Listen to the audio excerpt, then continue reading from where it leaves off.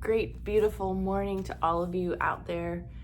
Today is the day that we have to leave Los Angeles and go back home, but we're doing the lessons of A Course in Miracles, and today we're on lesson 43, God is my source, I cannot see apart from Him. Let's just go ahead and jump right into this. Perception is not an attribute of God. His is the realm of knowledge. Yet He has created the Holy Spirit as the mediator between perception and knowledge. Without this link with God, perception would have replaced knowledge forever in your mind. With this link with God, perception will become so changed and purified that it will lead to knowledge. That is its function as the Holy Spirit sees it. Therefore, this is its function in truth. In God, you cannot see. Perception has no function in God and does not exist. Yet in salvation, which is the undoing of what never was, perception has a mighty purpose. Made by the Son of God for an unholy purpose, it must become the means for the restoration of His holiness to His awareness. Perception has no meaning. Yet does the Holy Spirit give it meaning very close to God's. Healed perception becomes the means by which the Son of God forgives his brother and thus forgives himself. You cannot see apart from God because you cannot be apart from God. Whatever you do in Him, because whatever you think with His mind. If vision is real, and it is real to the extent to which it shares the Holy Spirit's purpose, then you cannot see apart from God. 3 5-minute practice periods are required today, one as early and one as late as possible in the day. The third may be undertaken at the most convenient and suitable time that circumstances and readiness permit. At the beginning of these practice periods, repeat the idea for today to yourself with eyes open. Then glance around you for a short time, applying the idea specifically to what you see. 4 or 5 subjects for this phase of the practice period are sufficient. You might say, for example, God is my source. I cannot see this smartphone apart from Him. God is my source. I cannot see that Hollywood picture behind me apart from Him.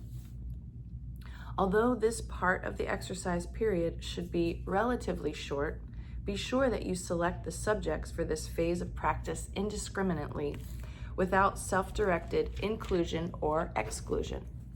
For the second and longer phase, close your eyes, repeat today's idea again, then let whatever relevant thoughts occur to you add to the idea in your own personal way. Thoughts such as, I see through the eyes of forgiveness. I see the world as blessed. The world can show me myself. I see my own thoughts, which are like God's.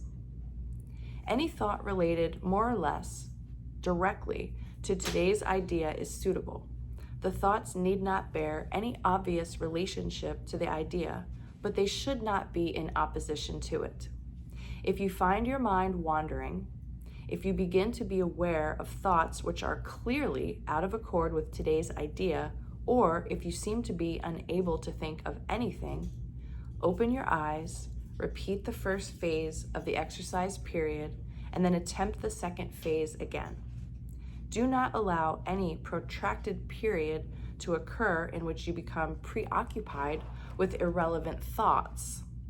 Return to the first phase of the exercises as often as necessary to prevent this.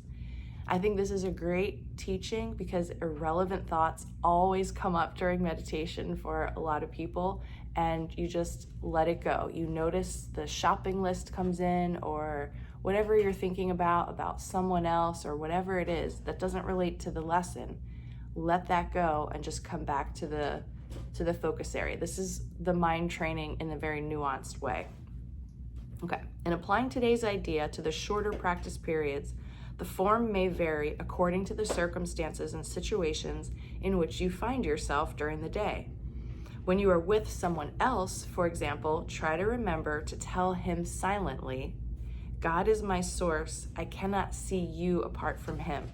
Now I'm going to have a lot of opportunities to do this part of the lesson because I'm going to be in 2 different airports today, being around lots of people. So I can do a lot of blessing, but you may have to look for people. And just remember that when you're in conversation with anyone, even if you're talking to the same person multiple times throughout the day, you can say, God is my source. I cannot see you apart from him, silently in your mind. Or if you're bold enough, you could say it out loud. Wouldn't that be nice? This form is equally applicable to strangers as it is to those you think are closer to you. In fact, try not to make distinctions of this kind at all. Today's idea should also be applied throughout the day to various situations and events that may occur, particularly to those who seem to distress you in any way. For this purpose, apply the idea in this form. God is my source. I cannot see this apart from him. If no particular subject presents itself to your awareness at the time, merely repeat the idea in its original form. Try today not to allow any long periods of time to slip by without remembering today's idea and thus remembering your function. So really good meditation training from Jesus today. And when I opened up the Ken Wapnick notes, I saw this nice little chart that he created because we're getting deeper into our minds and we're talking about this word perception. So Ken has a chart here that actually shows levels of the mind. So he talks about the world and the body is kind of like the first level of the mind that we're normally focused on in most of our lives. We think we're our body, so we kind of identify with that. Then the next level down is ego or wrong mind and unreal thoughts. And then the third level down, when we're looking at perception, we're the decision maker. The third level down is the Holy Spirit or the right mind or real thoughts. And everything in the deepest, most original, pure part of our mind is knowledge or God real thoughts. So as we go through our incarnation, we're healing our perception. And we start with thinking that we're a body, and then we kind of wake up to that's not really what's going on.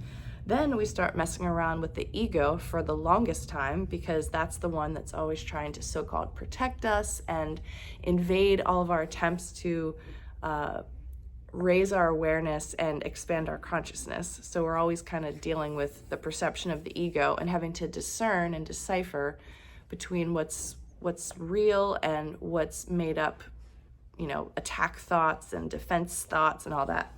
And then while we're still in the realm of perception, but in a more healed place, Holy Spirit, right mind, real thoughts.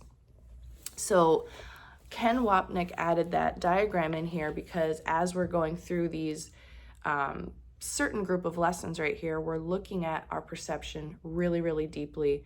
And today, God is my source. I cannot see apart from him. It's a play on words because as we were told, the body's eyes aren't really seeing.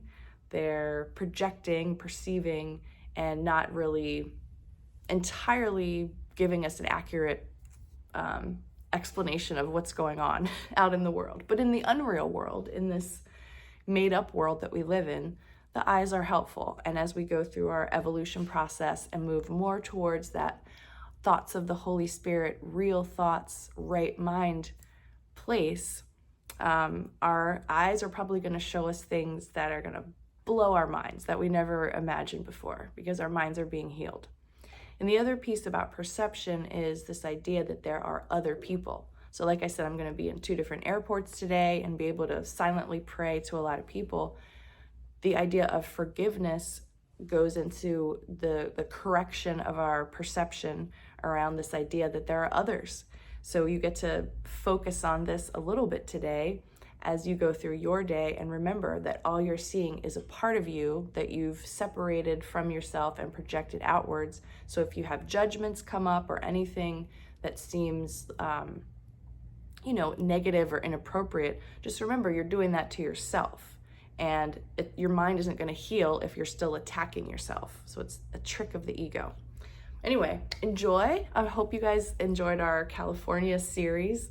And the conference was absolutely wonderful. Tina Spalding actually won the most, I forget what the word actually was, but it was like her book was Jesus, my, what is it called? Jesus, My Autobiography, won the most popular spiritual book at this conference. And this is the first time she's ever attended this. This has been going on for 22 years. There were lots of entries of books that were part of this competition. So I think it's amazing that Tina's now an award-winning author, and everyone should buy the book, Jesus, My Autobiography. So I'll go ahead and link the book in the description of this video. And if you know Tina, reach out to her and give her congratulations and read the book and do your lesson today. Have an amazing day, and I'll see you back here again tomorrow. Take care.